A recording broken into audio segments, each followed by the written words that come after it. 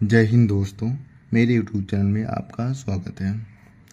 आज हम पढ़ेंगे आधुनिक भारत का इतिहास। आधुनिक भारत के इतिहास में भारत में यूरोपीय कंपनी को आगमन, भारत में यूरोपीय कंपनियां कैसे कैसे आईं और कौन कौन कंपनियां आई, सबके बारे में विस्तृत पढ़ेंगे।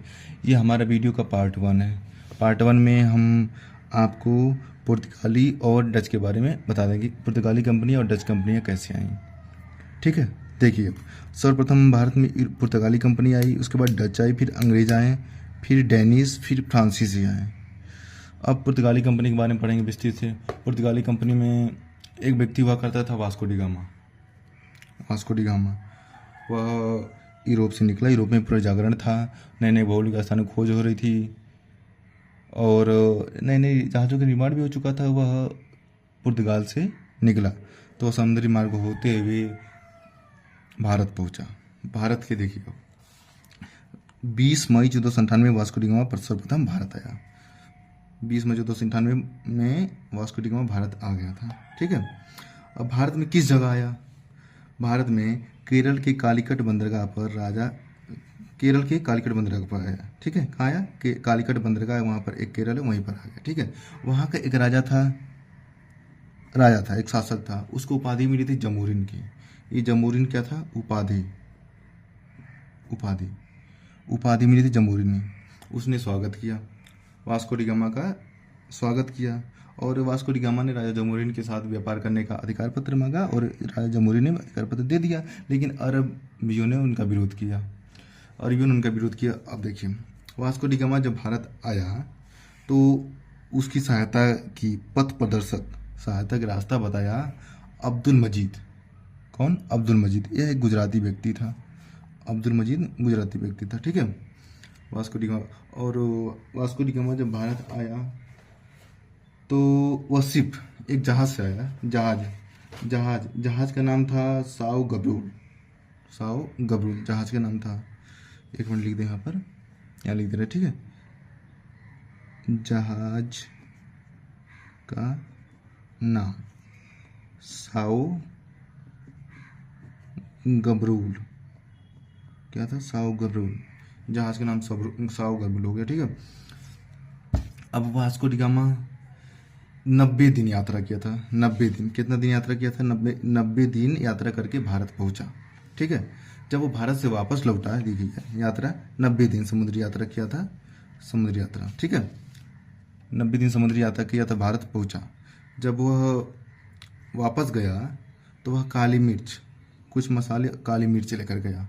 जब काली मिर्च ले गया तो संपूर्ण यात्रा का खर्च जोड़ा। संपूर्ण यात्रा का जितना खर्च हुआ उससे 60 गुना लाभ हुआ। कौरी, यहाँ तो 60 गुना लाभ हो गया। ठीक है, तो जब अब वहाँ पर बताया वास्को डी गामा अपनी पुर्तगाल में, तो उन्होंने फिर दूसरे व्यक्ति को भेजा। 1500 में, सन 1500 ईस्वी में अल्ब्रेट कैब्रल नामक व्यक्ति भारत आया। यह दूसरी व्यापारी पुर्तगाली था। जब आया तो जमूरी ने इसका स्वागत किया। लेकिन जमूरी ने स्वागत किया तो अल्ब्रेट कैब्रल ने अपना व्यापार करने की अनुमति मांगी। लेकिन जमूरी ने कुछ शर्त रख दी इनके सामने। तो वह शर्त क्या थी? देखिए, जो इनकम होगा, कैब्रल का जो इनकम होगा, व्यापार करने में जो इनकम होगा, उसमें टैक्स ज़्यादा देना होगा, टैक्स अधिक। दूसरा, जो भारत में अरबी लोग थे, पहले से अरबी लोग थे भारत में पहले से, तो अरबी लोग थे, वो अलग व्यापार करेगा, अरबी लोगों से व्यापार अलग करेगा। ठीक है, ये क्या जमूरी ने शर्त थी। जमूरी की शर्त ये थी कि जो इनकम होगा उसमें टैक्स ज़्यादा देना होगा और अरबी लोगों से व्यापार अलग करना होगा। ठीक है, लेकिन जब ये बात तो जमूरी ने शर्त रख दी। अब कैब्रल ने अपनी शर्त रखी। कैब्रल की शर्त ये थी कि संपूर्ण समुद्री व्यापार, जितना समुद्र है भारत से, ये क्या नाम है, हिंद महासागर, उस पूरा अधिकार रहेगा किसका? कैब्रल का। मतलब ये व्यापार करेंगे, उसमें दूसरा अरबी लोग व्यापार नहीं करेंगे। इसी पर दोनों में खटपट हो गई। जब खटपट हुआ तो सिस्टम गड़बड़ हो गया। तो फिर सन 1502 में वास्को डी गामा दूसरी बार फिर आया। देखा कि वहाँ गड़बड़ हो रहा है सिस्टम, तो वास्को डी गामा फिर दोबारा आया भारत। जब आया तो वह पुर्तगाली का समर्थन किया, पुर्तगाली जो था केवल उसका समर्थन किया, इसी पर विरोध हो गया। तो इसी बात को लेकर युद्ध हो गया। इसी बात का जब युद्ध हुआ तो युद्ध में जमोरिन था, जमोरिन के साथ अरबी व्यापारी थे। जमोरिन और उसके साथ क्या थे? अरबी व्यापारी। जमोरिन अरबी व्यापारी थे, इधर से पुर्तगाली थे, लेकिन इसमें पुर्तगाली जीत गए। जीत किसकी हुई? पुर्तगालियों की। पुर्तगालियों की जीत हो गई, ठीक है। जब पुर्तगालियों की जीत हुई तो जो कालीकट बंदरगाह है, कालीकट बंदरगाह पूरा पर कब्जा कर लिया पुर्तगालियों ने पूरा कब्जा कर लिया, ठीक। जब पुर्तगाली कब्जा कर लिया तो इनका व्यापार धीरे धीरे बढ़ने लगा। जब व्यापार बढ़ने लगा, इन्होंने फैक्ट्री खोलना शुरू किया। फैक्ट्री मतलब कि जहाँ मसाला जो व्यापार करते थे, व्यापार का सारा सामान एक जगह रखा जाए, ठीक है, वहाँ रखा जाए। तो उन्होंने पहली फैक्ट्री खोली थी 1503 ईस्वी में। 1503 में उन्होंने फैक्ट्री पर व्यवस्था की। वो 1503 में पुर्तगाली की पहली फैक्ट्री कहाँ खोली गई थी? कोचीन में, ठीक है। कोचीन में पहली फैक्ट्री खोली। तो व्यापार में लाभ हुआ। जब व्यापार में अधिक लाभ होने लगा तो उन्होंने गवर्नर की व्यवस्था की। पुर्तगालियों ने गवर्नर की व्यवस्था की कि अब गवर्नर होंगे, ठीक है। अब गवर्नर आएंगे। तो सर्वप्रथम गवर्नर, भारत में सर्वप्रथम गवर्नर कौन थे? अल्मीडा, ठीक है। देखिए इधर देखिए ध्यान से, अल्मीडा 1505 से 1509 तक रहा, ठीक है। देखिए अब इन्होंने गवर्नर की व्यवस्था कर दी। देखिए अब यहाँ तक हम लोग पढ़ चुके हैं कि 1503 में हम लोग की फैक्ट्री कोचीन में स्थापित हो चुकी। पहली पुर्तगालियों की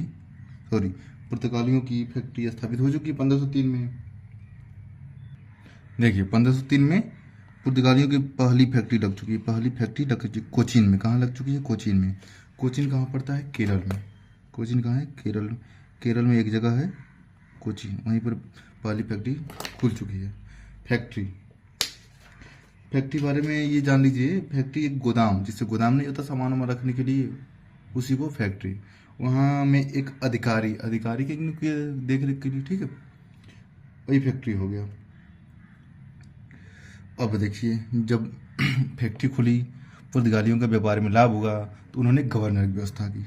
तो गवर्नर सबसे पहले गवर्नर है अल्मीडा। कौन है सबसे पहले? अल्मीडा। सबसे पहले गवर्नर भारत आने वाला कौन है? अल्मीडा कब से कब तक रहे? 1505 से 1509 तक।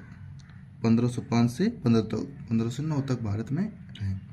इन्होंने कुछ नियम लगाए। उसमें पहला नियम क्या? ब्लू वाटर पॉलिसी, ठीक है। ब्लू वाटर पॉलिसी और कॉर्टेज सिस्टम लगाया। ब्लू वाटर पॉलिसी और Cortez system. Blue water policy में क्या हुआ करता था?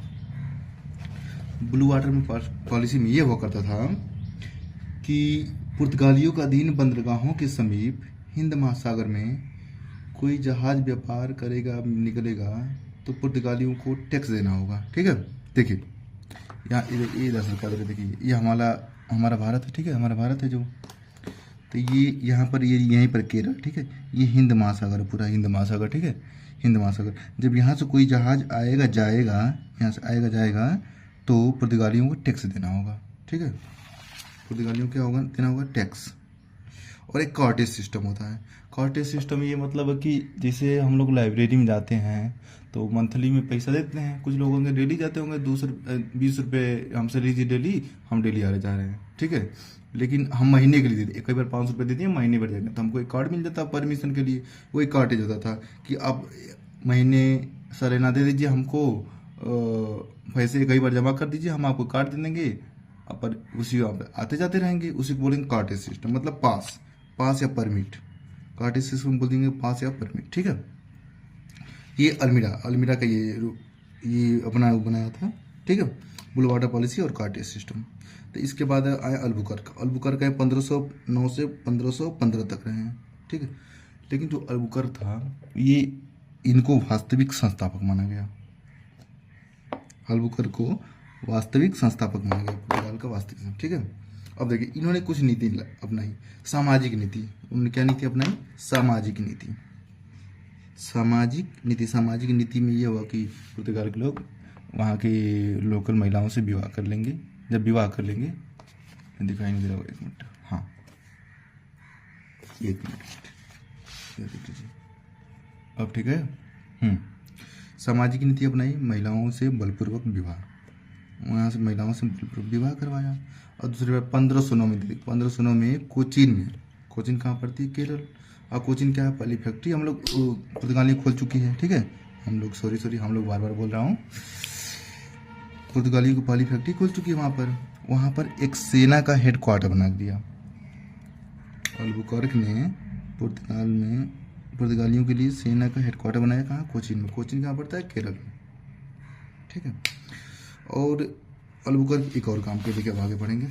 इधर देख लीजिए, हम लोग का एक पेज हो गया, अब दूसरा पेज स्टार्ट हो रहा है। एक शासक था यूसुफ आदिल शाह। क्या है? यूसुफ आदिल शाह। कहाँ शासक था?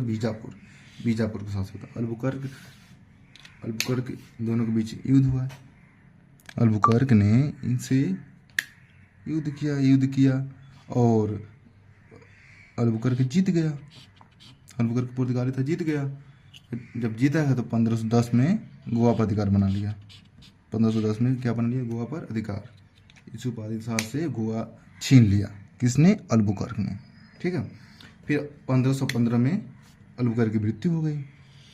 उसके बाद 1515 में अल्बुकर्क की जब मृत्यु हो गई तो अब देखिए आगे कहानी क्या है। 15 से 15 ईस्वी से 1529 ईस्वी तक पुर्तगाली साम्राज्य का हिस्सा में बढ़ गया। 1515 ईस्वी से 1529 तक पुर्तगाली साम्राज्य का हिस्सा में बढ़ गया। जब बढ़ गया तो अब देखिए पुर्तगाली सिस्टम गड़बड़ होने लगा। अब कोई गवर्नर भी नहीं आया। तो बीच में जब बढ़ गया तो बीच में 1524 में वास्को डी गामा तीसरी बार भारत आया था, ठीक है, कि जो इस बढ़ रहा है उसको एक करने के लिए फिर से हम अपना साम्राज्य स्थापित करें। 1524 में आया वास्को तीसरी बार भारत आया, लेकिन इसकी तबीयत यहीं पे खराब हो गई और इसकी मृत्यु हो गई। तो इसकी डेड बॉडी ले गया और कब्र बना लिस्बन। कब्र जो होता है, जो डेड बॉडी जहाँ गड़ा जाता है उसको कब्र बोलते हैं हम। लिस्बन कहाँ पड़ता है? पुर्तगाली। तो इसकी कब्र बना दिया गया, ठीक। अब आगे देखिए अगला 1524 के बाद हमारे यहाँ देखिए 15 से 15 ईस्वी से 1529 ईस्वी तक पुर्तगाली साम्राज्य खाली था, कई सौ बढ़ गया था, कोई गवर्नर नहीं था। अब 1524 में जब आया तो भी मृत्यु हो गई वास्को डी गामा की। अब 1529 से 38 तक आए एक नानो दी कुन्हा। कौन गवर्नर था? नानो दी कुन्हा। ये बहुत प्रभावशाली गवर्नर रहा ये। अब देखिए कोचीन क्या था? केरल में एक जगह थी जहाँ पुर्तगालियों की पहली फैक्ट्री थी। अब कोचीन क्या नाम है? इधर देखिए अल्बुकर्क 1510 में गोवा पर अधिकार भी कर लिया है। जब आया तो गोवा पर अधिकार हो गया था पुर्तगालियों का। तो जब नानो दी कुन्हा आया तो 1530 में सन 1530 ईस्वी में कोचीन से गोवा अपनी राजधानी स्थापित कर दी। पहले राजधानी कोचीन थी, अब कहाँ राजधानी बना दी? गोवा, ठीक है। नानो दी कुन्हा अपनी राजधानी 1530 में कोचीन से गोवा बना दिया। अब देखिए नानो दी कुन्हा का और कुछ कार्य रहा। 1534 ईस्वी में गुजरात के शासक बहादुर शाह को हराया और वो बहादुर शाह के अंतर्गत दीव और वसीम को अपने अधीन कर लिया। पहले किसके पास था? ये बहादुर शाह के पास था और नानो दी कुन्हा उनको हराकर दीव और वसीम को अपने अधीन कर लिया 1534 में, ठीक है। अब देखिए यहाँ तक पुर्तगाली गवर्नर का बहुत बड़ा रोल रहा। इसके बाद कोई रोल नहीं बहुत बड़ा रहा, ठीक है। अब देखिए आगे पढ़ते हैं पुर्तगाली साम्राज्य का पतन। अब पुर्तगाली साम्राज्य का पतन कैसे हुआ, किससे ये हारे और कहाँ हारे। पहले देखिए मुगलों ने हराया। सर्वप्रथम किसने हराया पुर्तगालियों को? मुगलों ने हराया।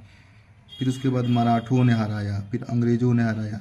अलग अलग जगह से अलग अलग शासकों ने, अलग अलग कंपनियों ने हराया इनको। मुगलों ने हराया। मुगल में कौन? शाहजहां हुगली नदी के किनारे 1631 में। सन 1631 में पुर्तगालियों को मुगलों ने हराया। मुगल में कौन? शाहजहां, ठीक है। अब मराठा ने हराया। मराठों में कौन? बाजीराव पेशवा फर्स्ट। पुर्तगालियों का दिन था वसीन और सालसीट। वसीन कहाँ? गुजराती शासक बहादुर शाह से जीता था नानुदुकुन्ना, वसीन कंद्रक था, और सालसीट भी हो गया था, सालसीट। तो बाजीराव पेशवा फर्स्ट जब आया 1739 में पुर्तगालियों को हराकर मुक्त कर दिया, अपने अधीन कर लिया। ठीक, अंग्रेजों ने, बैटल ऑफ स्वाली हुआ अंग्रेजों और पुर्तगालियों के बीच। स्वाली कहाँ है?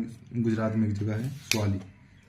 सन 1611 में स्वाली का युद्ध हुआ, जिसमें अंग्रेज जीते और पुर्तगाली हार गए।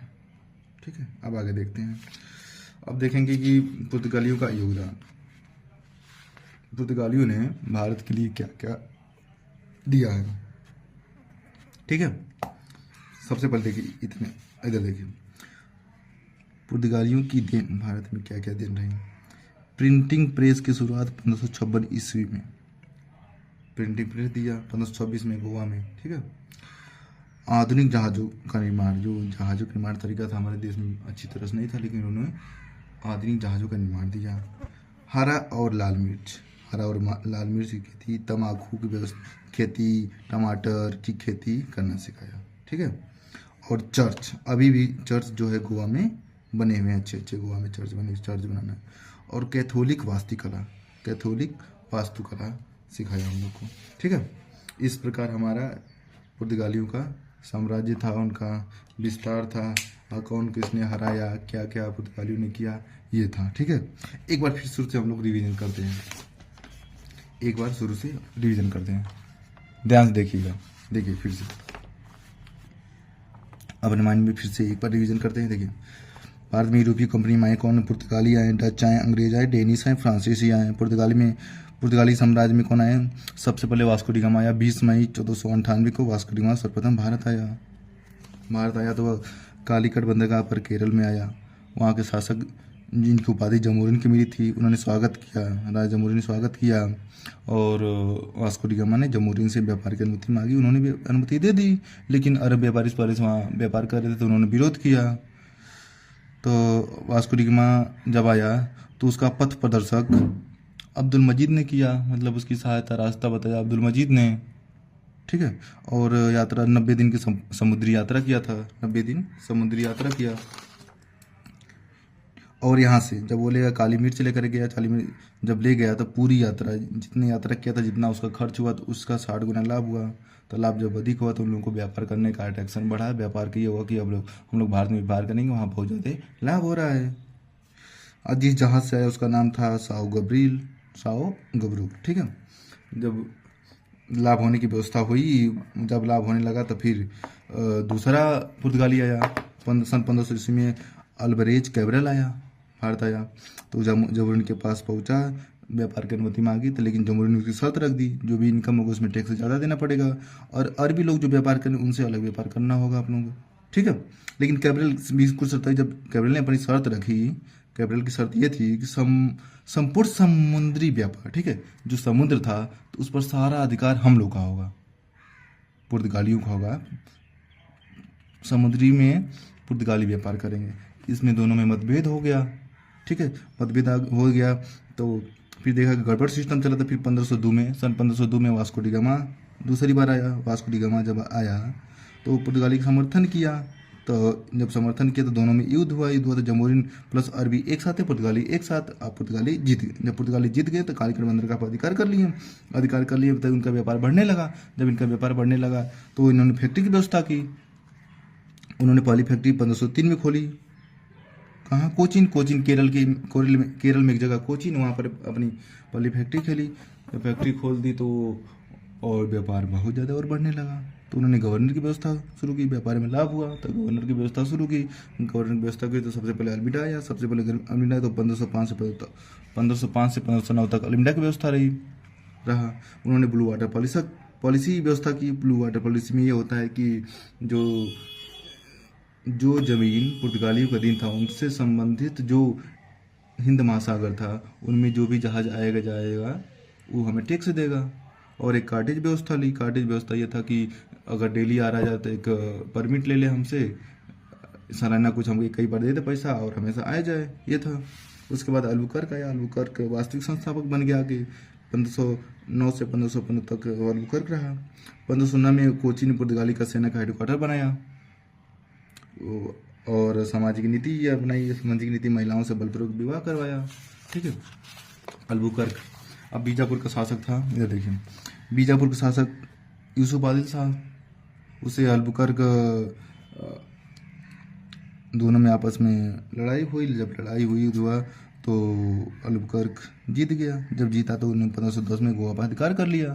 सन 1510 में गोवा पर अधिकार कर लिया। ठीक है, फिर 1515 में अल्बुकर्क की मृत्यु हो गई। फिर 1515 से 1529 तक पुर्तगाली साम्राज्य का युस्म बढ़ गया। जब का युस्म बढ़ गया तो देखा कि वहाँ सिस्टम गड़बड़। फिर वास्को डी गामा तीसरी बार आए 1524 में, बीच में वास्को तीसरी बार आई, लेकिन इसकी तबीयत यहाँ पर खराब हो गई और यहाँ पर मृत्यु हो गई। तो इसकी डेड बॉडी ले गई वहाँ, पुर्तगाल लेकर गया, लिस्बन में इसका कब्र बन गया। फिर इसके बाद नानुदी कुन्हा आया 1529 से 1538 तक। नानुदी कुन्हा रहा, प्रभावशाली गवर्नर बना गया ये। और इसने जब कोचीन पॉली फैक्ट्री थी वहाँ से राजधानी परिवर्तित करके गोवा कर लिया। सन 1530 में राजधानी परिवर्तन कोचीन से गोवा हो गया। और इन्होंने 1534 में गुजरात के शासक बहादुर शाह को हराया और दीन वसीम को अपने अधिकार में कर लिया। ठीक है, अब इस प्रकार गवर्नर की व्यवस्था रही। अब आगे पुर्तगाली साम्राज्य का पतन देख लीजिए। पतन कैसे हुआ? मुगलों ने जो शाहजहां है हुगली नदी किनारे 1631 में शाहजहां ने हरा दिया। बाजीराव पेशवा फर्स्ट 1739 में वसीन और सालसीट से मुक्त करा गया और अंग्रेजों ने बैटल ऑफ सॉली में 1611 में हरा दिया। अब पुर्तगालियों के दिन क्या रहे? प्रिंटिंग प्रेस की शुरुआत 1526 में गोवा में। पूछा गया प्रश्न कि गोवा में प्रिंटिंग प्रेस की शुरुआत कब हुई थी? 1556 में। किसने किया? पुर्तगालियों ने। आधुनिक दालों का निर्माण किया। हरी और लाल मिर्च की खेती, तंबाकू की खेती, टमाटर की खेती और चर्च, गोवा में चर्च की व्यवस्था शुरुआत हुई। कैथोलिक वास्तुकला। ये रहा पुर्तगालियों की कहानी पूरी अच्छी तरह से। ठीक है, अब आगे पढ़े हम लोग डच के बारे में। अगली कंपनी पूछी है डच। अब देखिए डच का बहुत बड़ा रोल नहीं रहा। ठीक है, अब देखिए डच साम्राज्य का स्थान। डच कंपनी का स्थापना 1602 ईस्वी में हुई, 1602 ईस्वी में, लेकिन अस्थायी थी। इनका कंपनी का नाम था फरिंगदे ओस्ट इंडसे कंपनी। इन कंपनी के नाम। डच कंपनी भारत में मसूलीपट्टनम में, कहाँ? मसूलीपट्टनम में 1605 में पहली फैक्ट्री खुली। डच कंपनी की पहली फैक्ट्री कहाँ खुली? मसूलीपट्टनम में। सन कितना? 1605 में। क्या करने के लिए? व्यापार करने के लिए खुली। और व्यापार किस चीज़ का होता था? कॉटन, सूती वस्त्रों का और मसाला का व्यापार हुआ करता था। फिर उन्होंने पुलिकट 1610 ईस्वी में दूसरी फैक्ट्री पुलिकट में खोल दी। ठीक है, पहली फैक्ट्री कब खुली? 1605 ईस्वी में मसूलीपट्टनम में। मसूलीपट्टनम कहाँ था? आंध्र प्रदेश में। कहाँ? आंध्र प्रदेश में, AP आंध्र प्रदेश में मसूलीपट्टनम था। और दूसरी फैक्ट्री 1610 ईस्वी में कहाँ खुली? पुलिकट में। ठीक, इधर देखिए चिंसुरा की जगह कहाँ? बंगाल में खुलने वाली पहली फैक्ट्री चिंसुरा में। ठीक है, चिंसुरा में बंगाल ने पहली फैक्ट्री खोली सन 1653 से 1655। ये कंपनी कहाँ कब तक रही? 1653 से 1655 में। कहाँ? बंगाल में। ठीक है, अब देखिए एक युद्ध हुआ, वेदरा का युद्ध माना गया था। जब इन्होंने फैक्ट्री खोली तो अपना व्यापार शुरू किए, तो उस समय अंग्रेज भी व्यापार करने लगे थे वहीं पे। तो जब दोनों में विरोध, धीरे धीरे आपस में मतभेद हुआ जिसको बोला गया वेदरा का युद्ध 1759 में। कब? 1759 में हुआ वेदरा का युद्ध। या युद्ध किसके बीच लड़ा गया? अंग्रेज और डच के बीच लड़ा गया। इसमें ये रिजल्ट हुआ कि डच वापस चले गए, अंग्रेज जीते और डच वापस चले गए। इस प्रकार डच का साम्राज्य खत्म हुआ। ठीक है, अब डच ने कुछ योगदान दिया, भारत के लिए कुछ दिया। पहला स्वर्ण सिक्के चलाए, जिसको बोला स्वर्णिम पैगोडा सिक्के। क्या बोला जाता? स्वर्णिम पैगोडा सिक्के। पैगोडा एक तेलुगु शब्द था। क्या था? तेलुगु शब्द लिया गया था पैगोडा। ठीक है, उद्योग, उन्होंने नील की खेती, चाय, अफीम, कपास, इन्होंने इस चीज़ की खेती ये शुरुआत की। नील की खेती का योगदान दिया भारत में, चाय, अफीम, कपास। ठीक है, और सूती वस्त्र का भी। ठीक, इस प्रकार डच साम्राज्य हुआ। देख लीजिए एक बार फिर से डच साम्राज्य क्या था। डच कंपनी की स्थापना 1600 में अस्थायी हुई। ठीक है, इसका नाम वरिंगदे ओस्ट इंडस्ट्री कंपनी था। इन्होंने भारत में पहली फैक्ट्री मसूलीपट्टनम में 1605 में खोली। क्यों खोली? व्यापार करने के लिए। व्यापार किसे? सूती कॉटन का, सूती वस्त्र का और मसाले का हुआ करता था। दूसरी फैक्ट्री 1610 ईस्वी में पुलिकट में खोली, ठीक है। और चिंसुरा बंगाल में एक जगह है, वहाँ अपनी फैक्ट्री खोली 1653 से 1655 ईस्वी में, ठीक है। जब ये कंपनी खोली, अपना व्यापार बढ़ाया, तो अंग्रेजों और इनके बीच में मतभेद हुआ, दोनों में युद्ध हुआ था। इनको वेदरा का युद्ध हुआ एक, ठीक है, 1659 ईस्वी में। पूछता है सवाल, प्रश्न, वेदरा का युद्ध कब हुआ था? 1659। किनके के? अंग्रेज और डच के बीच, ठीक है। डच, ये रिजल्ट क्या निकला? रिजल्ट ये निकला कि डच यहाँ से चले गए। डचों ने योगदान किया, स्वर्ण सिक्के, स्वर्ण पैगोडा सिक्के दिया, उद्योग दिया, नील, चाय, अफीम, कपास की खेती, इन्होंने ये कर दिया, ठीक है। डच। Okay, thank you. अच्छा लगा तो मेरे चैनल को सब्सक्राइब करिए, लाइक करिए, शेयर करिए। ये आधुनिक भारत इतिहास का पार्ट 1 था, अब पार्ट 2 आएगा, ठीक है। Thank you. जय हिंद।